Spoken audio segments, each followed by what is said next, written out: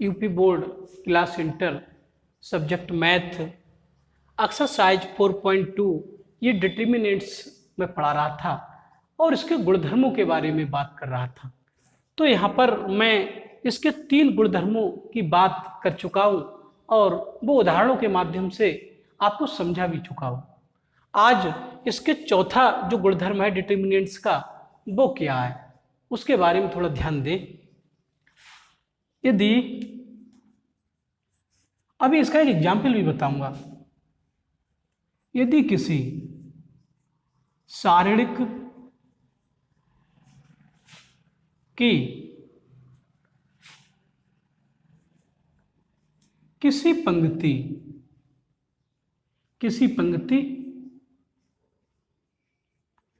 अथवा स्तंभ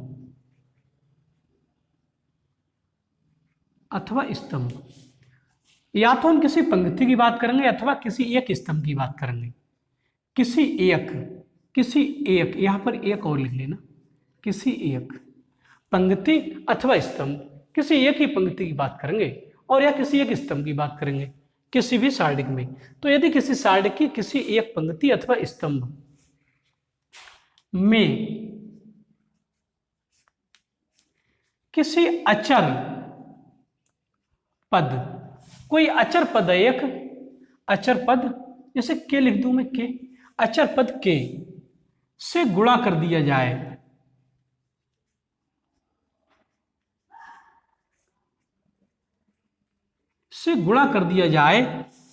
तो सारणिक का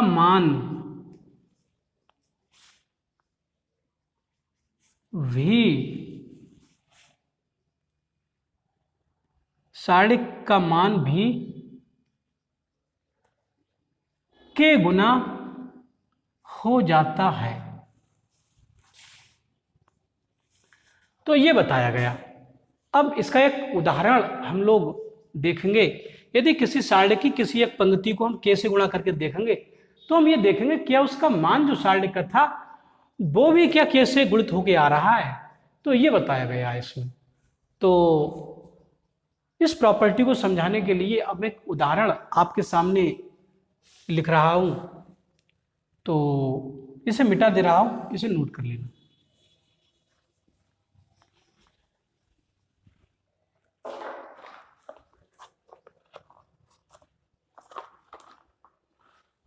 तो ये एक हमारे पास सारणिक है डेल्टा। इसके ये डेल्टा वन से लिख दे रहा हूं। इसके एलिमेंट है 1 2 3 4 2 5 3 7 1। आप कुछ भी डिटर्मिनेंट्स लिख सकते हैं, ये मैंने अपने हिसाब से लिखा है, आप अपने हिसाब से लिख सकते हैं। तो इस प्रकार हमने डेल्टा वन का पहले मान देख रहे हैं कितना आया, इसका मान कितना आया, फिर प्रॉपर्टी का प्रयोग बाद में करेंगे। तो ये 1 के सापेक्ष जब एक्सपेंड होगा तो ये रो ये कॉलम समाप्त हो जाएगा। 2 एकम 2 माइनस 7 पंजे 35, 2 माइनस का मिलेगा। क्यों मिलेगा इसका कारण आप लोगों को पता है, ये फर्स्ट रो सेकंड कॉलम का है। 2 एक 3 3 विषम के लिए माइनस। तो इस एलिमेंट की बात हुई, ये रो और ये कॉलम चला जाएगा, ये 4 एलिमेंट मिलेंगे। 4 एकम 4 माइनस 5 3 15 प्लस 3 के सापेक्ष होगा प्रसार। तो ये रो और ये कॉलम ये समाप्त हो जाएगा, गुणा हो जाएगी। 7 चौक 28 और माइनस 3 दूनी 6। तो मैं समझता हूँ ये समझ में आ गया होगा। ऐसे बहुत प्रसार हम लोगों ने करे। तो डेल्टा वन बराबर, तो यहाँ से बन तो ऐसे ही 35 में से 2 घट जाएंगे तो माइनस के 33 बचेंगे यहाँ से, और माइनस का 2 15 में से 4 घट जाएंगे तो माइनस के 11 रह जाएंगे यहाँ, प्लस के 3 और यहाँ 28 में से 6 घटा देंगे तो यहाँ से 22 मिलेंगे आपके लिए। तो इस डेल्टा वन का मान आ जाएगा माइनस के 33, तो ये माइनस और माइनस प्लस के 11 दूनी 22 ये, और प्लस 22 3 66 ये। तो डेल्टा वन बराबर यहाँ से माइनस के 33 और प्लस ये हो जाएंगे 6 और 2 8, 6 और 2 8, तो 88 में से 33 घट जाएंगे, 8 में से 3 गए 5 और 8 में से 3 घट जाएंगे तो 5। तो हमने अभी ये देखा कि ये जो मैंने डेल्टा लिखा है इसका मान 55 आया निकल के। अभी प्रॉपर्टी का प्रयोग नहीं किया, अब प्रॉपर्टी का प्रयोग करेंगे। प्रॉपर्टी में ये कहा है या तो किसी रो को गुणा करा दो किसी अचर क्वांटिटी से, या किसी कॉलम को गुणा करा दो, लेकिन किसी एक को ही, या किसी रो या किसी कॉलम, ये ध्यान रखना। तो मैं एक डेल्टा 2 लिख रहा हूं, डेल्टा 2 लिख रहा हूं, डेल्टा 2 के बारे में थोड़ा ध्यान दें, और गुणा करके लिख रहा हूं मैं। R1 में मल्टीप्लाई कर दे रहा हूं मैं, ये R1 है। C1 में कर सकते हो, चलो C1 में कर दे रहा हूं। C1 में मैं 3 से गुणा कर दे रहा हूं, 3 से गुणा कर रहा हूं। गुणा करने पर जहां मैंने k की बात की थी, k की, उस k का मान 3 लिया गया है। इसमें k का मान यहां पर 3 लिया गया है, उसमें कहा k से गुणा कर दिया जाए, मैंने यहाँ k को k ना लिखकर k का मान 3 लिख दिया। तो इसमें C1 में 3 से गुणा कर दे रहा हूं, तो ये तो डेल्टा 2 कोई नया मैट्रिक्स बनेगा।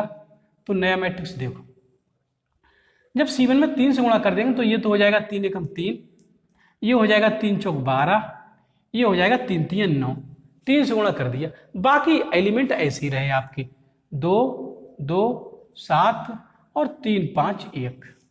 तो मैंने कॉलम में कर दिया। आपकी इच्छा थी आप इस कॉलम में कर सकते थे, इस कॉलम में कर सकते थे, इस रो में कर सकते थे, लेकिन किसी एक में ही, ये ध्यान रखना। तो अब मैं इसको एक्सपेंड कर रहा हूं, प्रसार कर रहा हूं, इसका डेल्टा 2 का मान निकालना चाह रहा हूं। डेल्टा 2 बराबर, तो जब 3 के सापेक्ष प्रसार करेंगे तो ये रो समाप्त हो जाएगी, ये कॉलम, तो ये हो जाएंगे 2 एकम 2 माइनस 7 पंजे 35, ये हो जाएगा। ये रो समाप्त, ये कॉलम, तो ये 4 एलिमेंट बचेंगे, 2 एकम 2 7 पंजे 35। अब ये 2 माइनस का होगा, क्योंकि ये पहली पंक्ति का है, दूसरे कॉलम का है, तो 2 1 3, 3 विषम संख्या, विषम के लिए माइनस, ये रो खत्म हो जाएगा, ये कॉलम, तो 12 एकम 12 और माइनस 9 पंजे 45, तो ये मिलेगा। अब इस +3 के सापेक्ष इसमें प्लस क्यों आया, क्योंकि ये पहली रो का है और तीसरे कॉलम का है, तो 1 और 3 4, 4 एक सम संख्या, सम के लिए प्लस, तो ये रो समाप्त हो जाएगी, ये कॉलम गुणा हो जाएगी, 12 7 84 और माइनस यहाँ से 9 दूनी 18। तो मैंने इसके कॉलम में 3 से गुणा करने के बाद इसे हल कर रहा हूँ, इसे डेल्टा 2 सपोज कर लिया है मैंने। तो ये चीज़ समझ में आ रही है ना। तो यहाँ से डेल्टा 2 बराबर, ये 3 तो ऐसे ही, ये 35 में से 2 घट जाएंगे तो माइनस के रह जाएंगे 33, ये मिलेगा। माइनस के 2, यहाँ पर 45 में से 12 घट जाएंगे तो माइनस के मिलेंगे, 5 में से 2 घट जाएंगे तो 3, और 4 में से घट जाएगा तो 3, तो माइनस के 33 रह जाएंगे ये।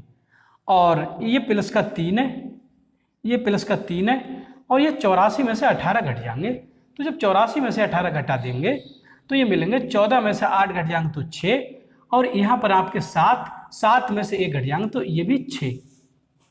तो ये बात समझ में आई। आगे ध्यान दें, डेल्टा 2 बराबर, डेल्टा 2 बराबर, डेल्टा 2, तो इसे थोड़ा ऊपर लिखे दे रहा हूँ मैं, डेल्टा 2 इधर ना लिखकर यहाँ लिखे दे रहा हूँ, तो इसे मिटा दे रहा हूँ। अब मैं इसे मिटा दे रहा हूँ। डेल्टा 1 को मान तो हमने निकाल ही लिया है, तो डेल्टा 1 का मान ही चाहिए था हमारे लिए, तो ये निकाल लिए, तो इसे यहाँ हल कर दे रहा हूँ। डेल्टा 2 बराबर, ये डेल्टा 2 की बात चल रही थी, तो यहाँ से 33 की 3 में गुणा हो जाएगी, 3 3 9 और 3 3 9, तो इसका मान माइनस के 99, तो ये आया, माइनस और माइनस प्लस, ये प्लस का मिलेगा, 33 दूनी 66, ये 66 मिलेगा।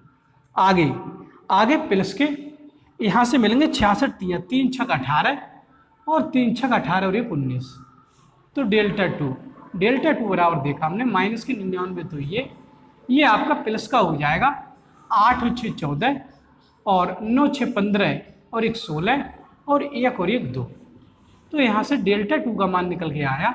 यहाँ से 14 में से 9 घट जाएंगे तो 5, और इधर बचे आपके 5, इधर हो गए 15, 15 में से 9 घट जाएंगे तो 6 मिलेंगे यहाँ से, और यहाँ फिर 1 रह जाएगा, 165। तो इस प्रकार हमने देखा डेल्टा 2 बराबर, इस 165 को लिख देंगे 3 गुणा 55, ऐसे लिख देंगे। देखो 3 पंजे 15, 3 पंजे 15 और 1 16, तो डेल्टा 2 बराबर हमने क्या देखा, 3 और इंटू 55 के लिए हम डेल्टा 1 लिख सकते हैं, डेल्टा 1 तो हमने क्या देखा, हमने ये देखा जब हमने उस सारणिक में गुणा कराया था 3 से, तो क्या हुआ, तो इस सारणिक के मान में भी 3 से गुणा हो गई। देखो डेल्टा 1 का 3 गुना मान आ रहा है, पहले 55 आ रहा था, तो अब क्या आ रहा है 3 से गुणा करने पर, अब 155 का 3 गुना आ रहा है, 165 आ रहा है निकल के, आ रहा है नहीं आ रहा है। तो इसका मतलब ये हुआ कि अगर किसी सारणी की किसी पंक्ति या किसी स्तंभ में अगर किसी संख्या से गुणा कर दिया जाए तो सारणी का मान उतने ही गुना हो जाता है। देखो ये उतने ही गुना 3 गुना आया है निकल के, पहले 55 आया था और जब इसी सारणी में 3 से गुणा कर दी थी तो 55 तियां 165 आया निकल के, आया नहीं आया। तो ये प्रॉपर्टी सत्य होती है यहाँ पर। तो इस प्रॉपर्टी को भी ध्यान रखें। एक बार फिर उसका एक्सप्लेनेशन कर दे रहा हूं मैं।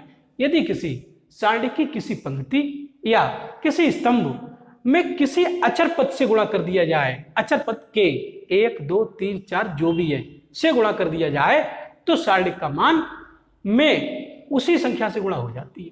तो ये प्रॉपर्टी थी, तो ये कंप्लीट हुई आपकी। इस वीडियो में इतना ही। धन्यवाद। वीडियो को लाइक करें और मेरे चैनल को सब्सक्राइब करें, बेल आइकन भी प्रेस कर दें, जिससे जब भी मैं कोई वीडियो अपलोड करूंगा तो उसका नोटिफिकेशन आपके लिए पहुंचेगा और आप मेरी वीडियो से लाभान्वित हो सकेंगे और भविष्य में एक अच्छे गणित छात्र के रूप में उजागर होंगे, ऐसा मेरा विश्वास है। तो इस वीडियो में इतना ही। धन्यवाद।